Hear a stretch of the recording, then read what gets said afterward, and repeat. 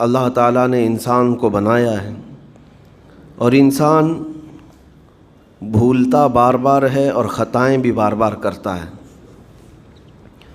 خطا کرنے والا اور بھول جانے والا اللہ کی بارگاہ میں ایسا نہیں ہے کہ وہ ہمیشہ کے لیے ناکارہ ہے، بلکہ اللہ تعالیٰ نے اسے زندگی میں بار بار موقع دیے ہیں کہ تو اپنی خطاؤں سے اور اپنی بھول سے پھر سے دوبارہ اپنی اچھی زندگی میں آ جا، اور اسی کو ہم توبہ کہتے ہیں۔ توبہ کا جو آپشن رکھا گیا ہے انسانوں کے لیے، مسلمانوں کے لیے خاص طور پر، بہت ہمت والا ہے دروازہ ہے، بہت ہمت والا دروازہ ہے۔ اور اسی وجہ سے حدیث پاک میں یہ ہے کہ گناہ کرتا ہے بندہ، پھر توبہ کرتا ہے، پھر گناہ کرتا ہے، پھر توبہ کرتا ہے، یہ کرتا رہتا ہے۔ فرشتے اللہ کی بارگاہ میں عرض کرتے ہیں کہ مولا یہ تو بار بار وہی کرتا ہے، پھر توبہ کرتا ہے۔ اگر ہمارے ساتھ کوئی غلطی ایک بار دو بار کر دے، تیسری بار تو ہم اسے چھوڑیں گے بھی نہیں۔ انسانوں کی طبیعت تو یہی ہے، لیکن بندہ جب بار بار ایک خطا کرتا ہے اور پھر توبہ کرتا ہے، پھر خطا پھر توبہ، تو فرشتے جب اللہ کی بارگاہ میں یہ عرض کرتے ہیں کہ مولا یہ ہر بار یہی کرتا ہے، تو جانتے ہیں پروردگار عالم کیا فرماتا ہے؟ ارشاد فرماتا ہے، اے میرے فرشتوں، میرا بندہ مجھے رحمان سمجھتا ہے، اس لیے بار بار توبہ کرتا ہے، مجھے وہ ارحم الراحمین سمجھتا ہے، ورنہ کون بار بار اللہ تبارک و تعالیٰ کی بارگاہ میں دروازہ کھٹکھٹاتا۔ تو رب تبارک و تعالیٰ ارحم الراحمین ہے، یہ تصور ہر مسلمان کے ذہن میں ہے، اس کی وجہ سے وہ کبھی مایوس نہیں ہوتا۔ اور شیطان کا سب سے بڑا حربہ کیا ہے جانتے ہیں آپ؟ سب سے بڑا بہکانے کا اور گمراہ کرنے کا اور ہمیشہ گناہوں میں ملوث رکھنے کا سب سے بڑا آلہ، کہ بندے کو سب سے پہلے نا امید کرتا ہے، اب تیرا کیا ہوگا، تو تو بہت برباد ہو چکا ہے۔ یہ جو خیال شیطان ڈالتا ہے دل میں، اس کے بعد پھر وہ بندہ جری ہو جاتا ہے، اب میرے توبہ سے بھی کچھ ہونے والا نہیں ہے، جو جس طرح زندگی چل رہی چلنے دو، ارے 50 سال ہو گئے اب تک میں یہی کرتا رہا، اب کیا سدھروں۔ یہ جو خیالات ہے یہ شیطان ڈالتا ہے تاکہ اس کی کفر پر موت ہو جائے، تاکہ وہ ہمیشہ گناہوں کی موت مرے۔ نا امیدی جو ڈالتا ہے شیطان، اب میرے ساتھ کچھ ہونا نہیں ہے۔ نہیں میرے عزیزو، رحمت عالم صلی اللہ تعالیٰ علیہ وسلم کی بارگاہ میں کیسے کیسے لوگ آئے اور ارحم الراحمین نے ان کی توبہ قبول کی۔ آپ کو ایک بات میں بتاؤں، سیدنا عمر ابن خطاب رضی اللہ تعالیٰ عنہ کا دور ہے۔ مثنوی شریف میں مولانا روم فرماتے ہیں، جنت البقیع آپ نے سنا ہوگا، قبرستان مدینے کا، مدینے کے قبرستان میں رات کے وقت ایک بوڑھا آدمی 80 سال کا جو بانسری بجاتا تھا اور اسی سے پیسہ کماتا تھا، اس کی بانسری میں بڑی اچھی لے تھی، بڑی سر اچھی تھی، لوگ سنتے تھے اور پیسے دیتے تھے، لیکن بڑھاپے میں جب سانس پھولنے لگ جاتی ہے، ہانپنے لگ جاتا ہے، سانس نہیں ٹھہرتی، تو بانسری کیسے بجتی؟ اس کی لے ٹوٹ جاتی، لہجے بدل جاتے۔ بوڑھا آدمی، اب اس کی بانسری سننے کو کوئی آتا نہیں تھا اور پیسے ملتے نہیں تھے، تھک ہار کر کے وہ آیا، رات کا وقت تھا، جنت البقیع قبرستان میں، 80 سال کی عمر کا ہو گیا ہے، اس نے بانسری توڑ دی، کہا زندگی بھر جس چیز سے میں کماتا تھا اب میری سانسوں نے جواب دے دیا، جسم پھولنے لگا ہے، سانس زیادہ آنے لگ گئی ہے، اب میرا کھانا پینا کیسا چلے گا؟ خیر ارحم الراحمین، ہوں تو تیرا ہی بندہ، میرے اہل و عیال نہیں، میرے رشتہ دار نہیں، مجھے اگر تو بھوکا مارنا ہے تو اسی قبرستان میں مار دے، یا اگر میری زندگی باقی ہے تو میرے رزق کا انتظام کر دے۔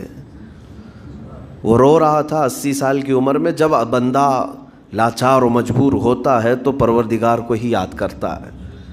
جانتے ہیں عمر ابن خطاب رضی اللہ تعالیٰ عنہ امیر المومنین مسجد نبوی میں تھے اور ان کی آنکھ لگی تھی، خواب میں رسول پاک صلی اللہ تعالیٰ علیہ وسلم تشریف لائے، کہا عمر اللہ کا حکم ہے جنت البقیع میں جاؤ، ایک بھوکا آدمی کھڑا ہے، اپنے گھر سے کھانا لے جاؤ اور اس کی ضرورت کا انتظام کرو۔ نیند کھلی تو آپ نے دیکھا اللہ کے حبیب صلی اللہ علیہ وسلم کی طرف سے حکم آیا اور رب ذوالجلال کا حکم ہے. گھر سے عمدہ کھانا لیا تو شادان لے کر کے کچھ مال و متاع بھی لے کر قبرستان میں گئے. ڈھونڈا کون ہے یہاں پر, تو دیکھا کہ ایک ہانپتا کانپتا ہوا 80 سال کا بوڑھا روتا ہوا نظر آیا. امیر المومنین اپنے ہاتھ میں توشادان لے کر اس کے قریب گئے. کہا تو بھوکا ہے؟ کہا ہاں بھوکا ہوں. بیٹھ چل میں تجھے کھلاتا ہوں. دسترخوان بچھا کر اسے اپنے ہاتھوں سے کھلایا اور اسے اپنی ضرورت کے مطابق جو ضروریات تھیں اس کی ضرورت کے مطابق وہ ساری چیزیں دی. وہ بوڑھا پوچھتا ہے آپ کون ہیں؟ حضرت عمر فاروق نے کہا میں عمر ابن خطاب ہوں. وہ ڈر گیا. حضرت عمر سے کون نہیں ڈرتا تھا کہ کہیں یہ کھلا پلا کر کے مجھے کوڑے نہ ماریں کہ زندگی بھر بانسری بجانے والا آج پکڑا گیا ہے, ہاں آج مجھے یہ سزا نہ دے دے. وہ کانپنے لگا. کہا کہ آپ یہاں کیسے؟ حضرت امیر المومنین کہتے ہیں میں خود نہیں آیا, مجھے اللہ کے رسول نے بھیجا اور رب تبارک و تعالیٰ کا حکم آیا تھا کہ تو بھوکا ہے اور تو نے رزق مانگا ہے اور مجھے تیرے رزق دے کر کے بھیجا گیا ہے. وہ چیخ مار کر کے گر پڑا زمین پر اور رونے لگا اپنے ہاتھ پھیلا کر. کہا سچ فرمایا مولا تو ارحم الراحمین ہے.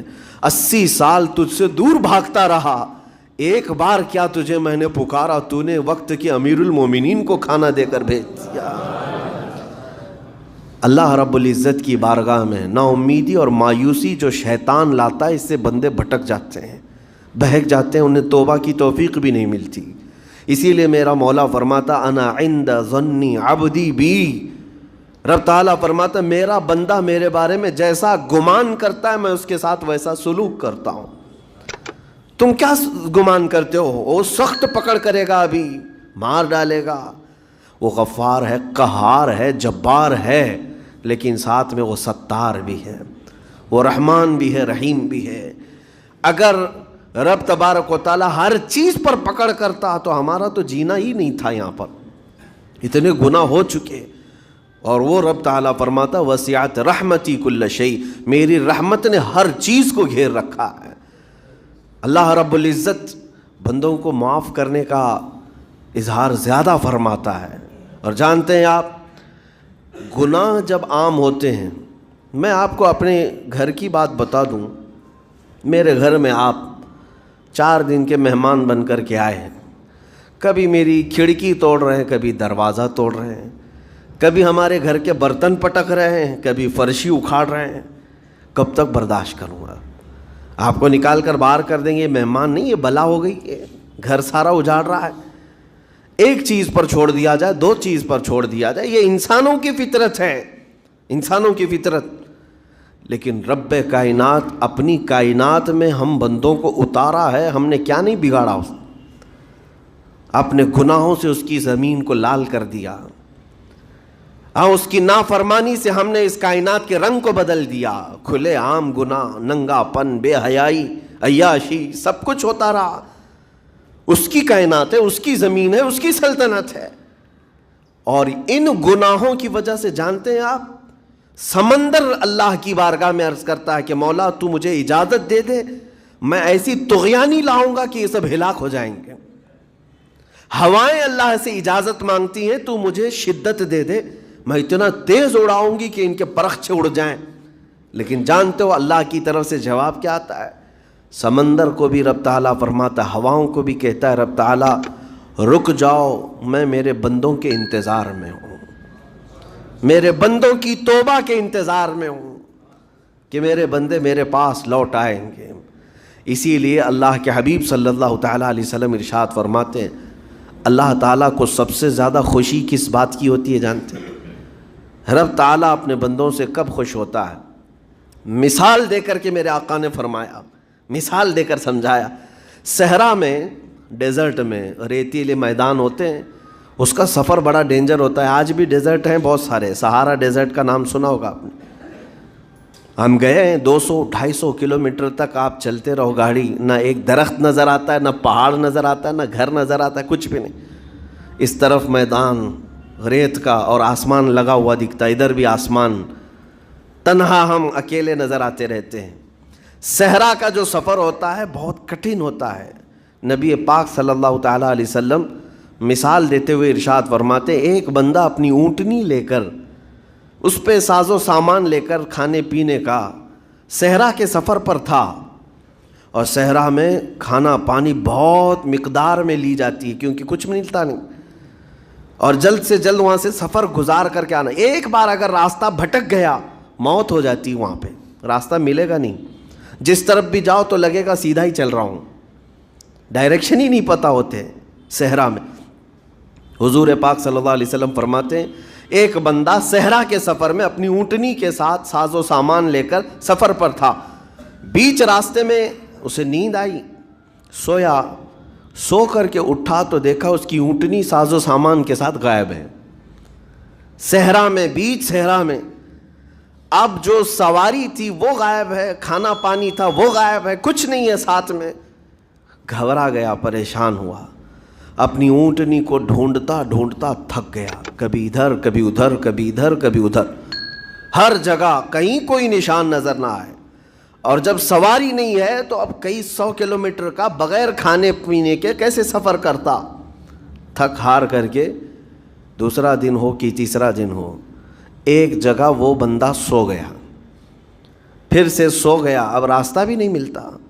سویا تو نیند سے اٹھا جب تو دیکھا اس کی اونٹنی بھی موجود ہے، اس کا ساز و سامان بھی ہے۔ یہ مثال ہے، یہ مثال ہے۔ میرے آقا صلی اللہ علیہ وسلم صحابہ سے اب پوچھتے ہیں، اے میرے صحابہ بتاؤ اس بندے کو جو صحرا میں گمشدہ اونٹنی جس کی مل جائے اسے خوشی کتنی ہوگی؟ صحابہ کہتے ہیں یا رسول اللہ اس کی تو جان میں جان آ گئی ہوگی، کیونکہ وہ جانتے تھے صحرا کا سفر کیا ہوتا ہے۔ کہا سب سے زیادہ اسے خوشی ہوگی کہ اس کا کھویا ہوا سامان مل گیا، کھوئی ہوئی سواری مل گئی۔ میرے آقا صلی اللہ علیہ وسلم فرماتے ہیں گم شدہ اونٹنی کے ملنے پر جیسے اس مسافر کو خوشی ہوئی، اس سے کئی زیادہ بڑھ کر کے رب تعالیٰ کو اس وقت خوشی ہوتی ہے جب ایک گنہگار بندہ واپس توبہ کر کے اس کی بارگاہ میں آتا ہے۔ رب تعالیٰ کی بارگاہ میں جب بندہ پلٹ کر کے آتا ہے، رب تعالیٰ فرشتوں پر اس بندے کو دکھا کر رشک کرتا ہے، ارشاد فرماتا ہے میرا بندہ میرے پاس آ گیا، میرا بندہ میرے پاس آ گیا ہے۔